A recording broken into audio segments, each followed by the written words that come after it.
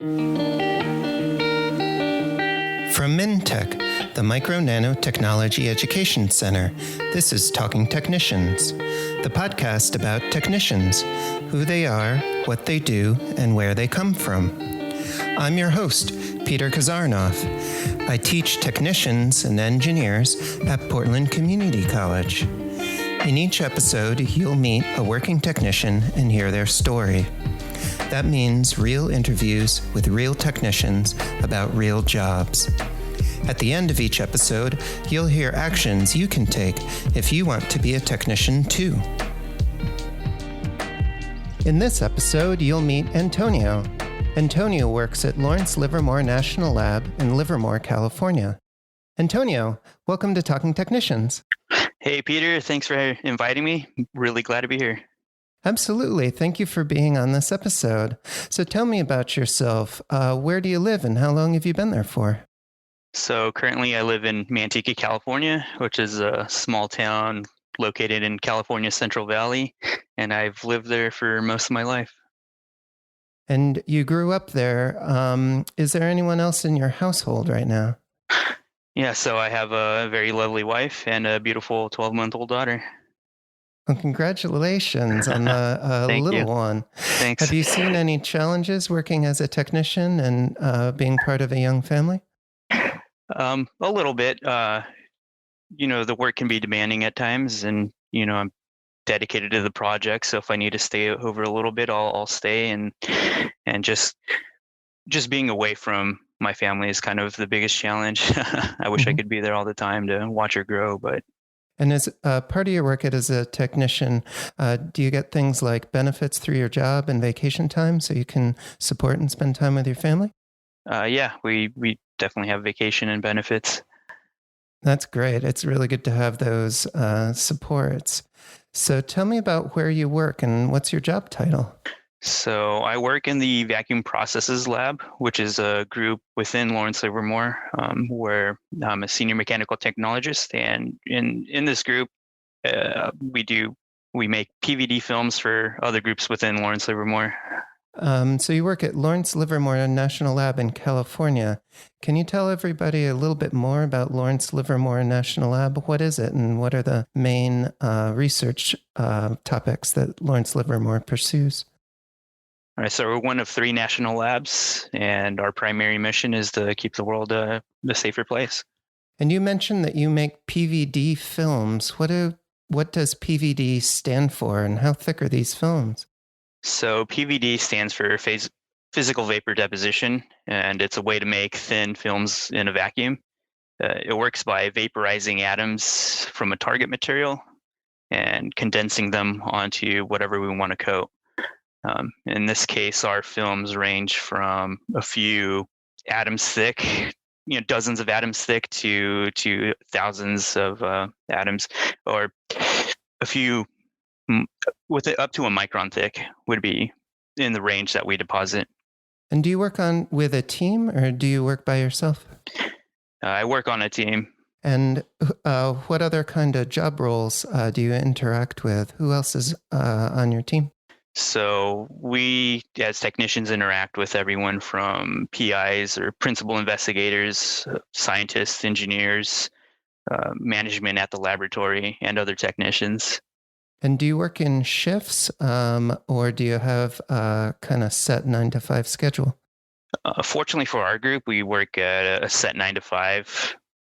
It makes it a little easier. I don't have to worry about coming in the middle of the night. But although sometimes the project might require that, and we definitely have the flexibility to come in and do what we need to do. Since you started at Lawrence Livermore, have the hours that you work changed, or has it regularly just been a 9-to-5 for you as a technician? It's regularly been a 9-to-5. Fortunately, we have an alternative work schedule for those of us that commute. It gives us every other Friday off. So at the end of the 2 weeks, we have 80 hours of full-time work, and it gives us that extra day off for not having to commute. Yeah, that's nice.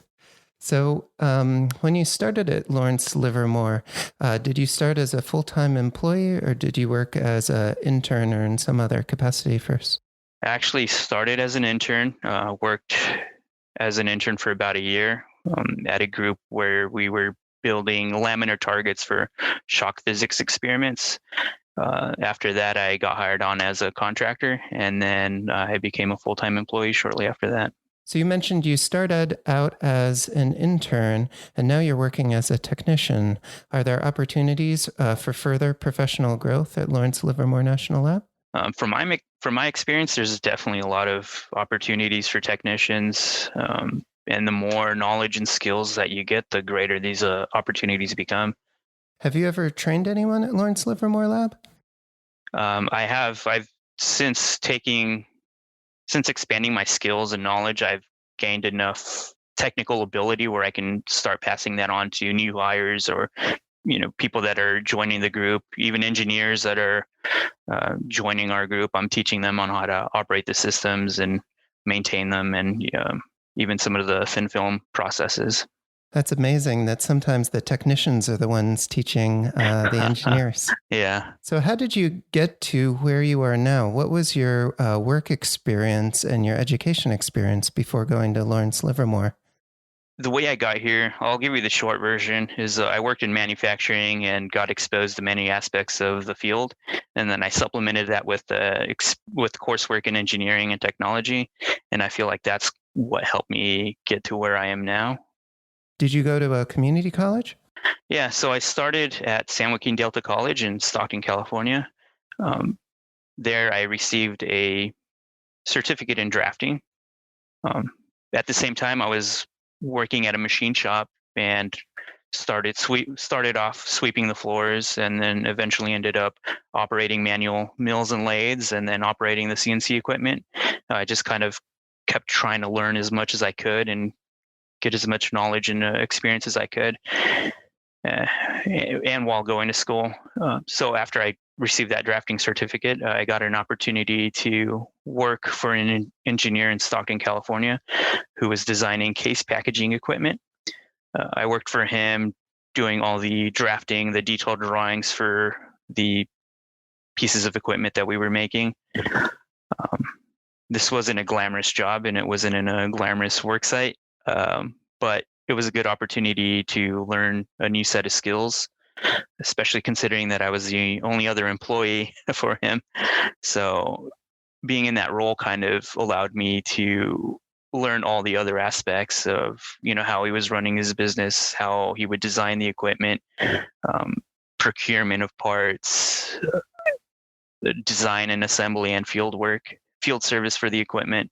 So I got exposed to a lot of different things, and I think that was attractive to the lab when I got the opportunity to intern. I applied for an internship, got interviewed, explained to them what I've done up to that point. At the same time, while doing all this, I was expanding on that drafting certificate with the engineering technology courses. And all that definitely helped me stand out a little. What are some things at community college that you learned that you feel like were helpful to secure that first internship? Because you did have some technical background in drafting and machining. Definitely the math classes that I was starting to take, chemistry, the fundamental sciences, and a few things outside of the scope of my class was AC/DC circuits, computer programming. I think all the technical classes definitely helped me stand out a little more. And how did you find out about Lawrence Livermore National Lab and know that it was an option for you? Well, growing up about 30 miles away, I've heard about it. And it was kind of always something that I wanted to do. I grew up watching movies, 80s sci-fi movies like Short Circuit and the Terminator 2. And, it was always, they always had like cool robots being built in secret labs. And, I always wanted to do something cool like that. And then the older I got, the more I understood about what the lab did and its capabilities and the breadth of technology that goes on. And I kind of made it a goal of mine to be like, I want to work there. Like, that's what I want to do. And at Delta College, had a program with the lab where they would come and interview the prospective students for internships. And was fortunate enough to be in those interviews. And Well, congratulations on securing that internship and the full-time position. yeah, thank you. Thanks. Do you remember what it felt like your first day at Lawrence Livermore National Lab? What did it feel like when you walked in that first day? I felt like, honestly, I didn't belong.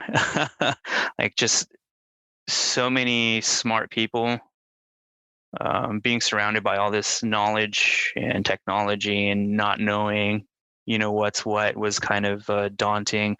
I definitely had my fair share of imposter syndrome.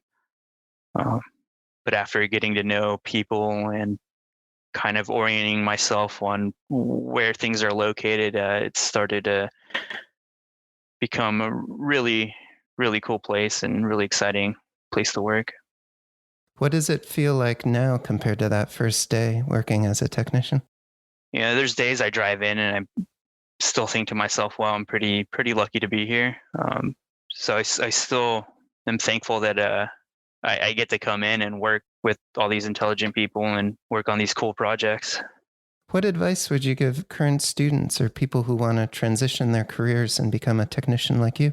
So from my experience, I would say mentorships, that's kind of what helped me get to where I am, and not being afraid to try something that you don't know anything about.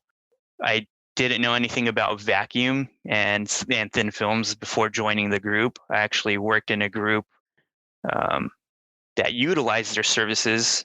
So I kind of understood a little bit about what they did. And then an opportunity came up where I could join the group. And I decided to do it because I knew nothing about vacuum. And that jump kind of helped put me in a position where I can learn so much. So don't be afraid to do something you don't know anything about. Don't discredit your past experiences. There's definitely life experiences and skills and training that I've had that weren't really directly related, but definitely carried over into what I'm doing now. And don't be afraid to take a job that isn't glamorous. I've had that job in Stockton that wasn't glamorous at all, but it paid off. It paid off really well, and I have a lot to thank for that experience. Well, that's great advice. Thank you for sharing. What was something unexpected about working that you only learned after you started at Lawrence Livermore National Lab? So as a technician, I didn't know how wide of a scope you can do as a technician. A lot of these technicians have moved up into positions where they're designing, where they're managing. Just the breadth of the capabilities of a technician. That there are a lot of different roles that they can take on. A lot of different roles, a lot of different projects, a lot of different skills that they can acquire. I guess I had kind of a narrow view of what a technician was, just pushing buttons, pulling a lever. Mm-hmm, mm-hmm. And it turns out that your jobs are just so much more varied than just being a button pusher, right? Oh, definitely. Great. Well, you've shared some links that we're going to put in the show notes if anybody is interested in Lawrence Livermore National Lab or looking for a career there. Do you have any final call to action for students out there or people who are interested in technician jobs? Definitely. If you have that spark, keep at it. Pursue those classes that are hard. Keep up with the technology. It's changing all the time. So and expand on it. I wouldn't try to focus on one thing necessarily, but just try to get a broad understanding of a lot of interesting things, and then maybe specialize in a subject. Well, Antonio, thank you so much for being on Talking Technicians. Oh, thank you, Peter. Thanks for having me. Bye now. Bye.